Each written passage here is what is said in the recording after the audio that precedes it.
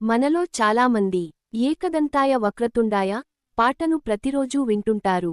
కాని ఈ పాటలోని ప్రతి పదానికి ఎంత లోతైన ఆధ్యాత్మిక అర్థం ఉందో చాలామందికి తెలియదు. ఈ పాట కేవలం గణేశుడి భక్తి గీతం మాత్రమే కాదు, జీవితానికి మార్గం చూపించే ఒక గొప్ప సందేశం.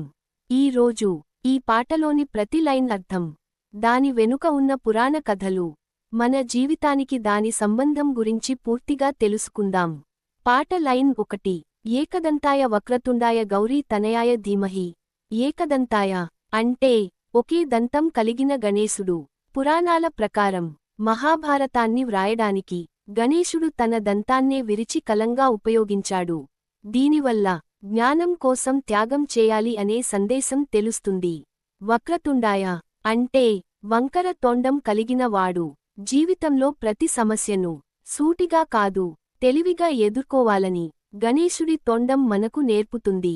గౌరీ తనయాయ అంటే పార్వతీదేవి కుమారుడు. ఇది తల్లి ప్రేమ, రక్షణ, దైవ కరుణకు సంకేతం. ధీమహి అంటే మనసారా ధ్యానం చేస్తున్నాము.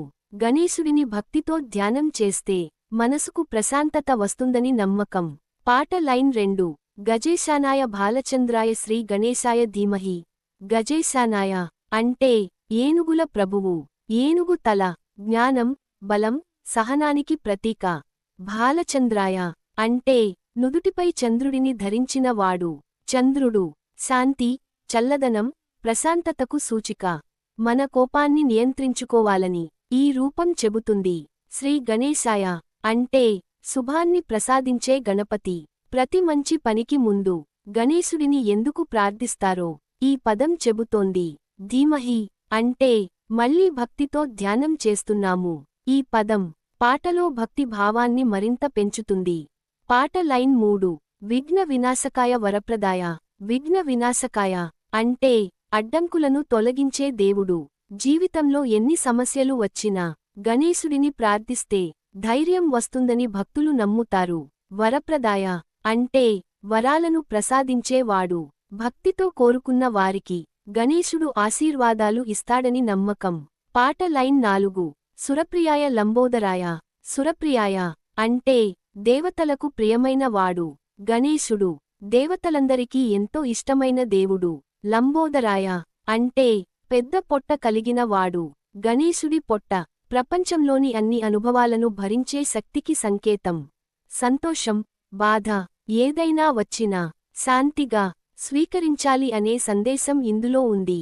పాట లైన్ 5. ధీరాయ శాంతాయ గణనాథాయ. ధీరాయ అంటే ధైర్యవంతుడు. జీవితంలో భయపడకుండా ముందుకు వెళ్లాలని గణేశుడు నేర్పిస్తున్నాడు. శాంతాయ అంటే ప్రశాంత స్వభావం కలిగిన వాడు. కోపం కంటే ప్రశాంతత గొప్పది అని ఈ పదం చెబుతోంది. గణనాథాయ అంటే గణాలకు నాయకుడు. గణేశుడు నాయకత్వానికి, జ్ఞానానికి ప్రతీక. ఈ పాట ఎందుకు అంత పవర్ఫుల్? ఈ పాటలోని ప్రతి పదం ఒక జీవిత పాఠం.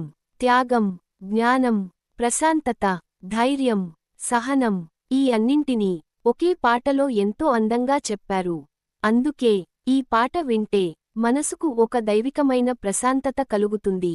ఏకదంతాయ వక్రతుండాయ పాట కేవలం ఒక భక్తి గీతం కాదు, మన జీవితాన్ని సరిదిద్దే ఒక ఆధ్యాత్మిక సందేశం.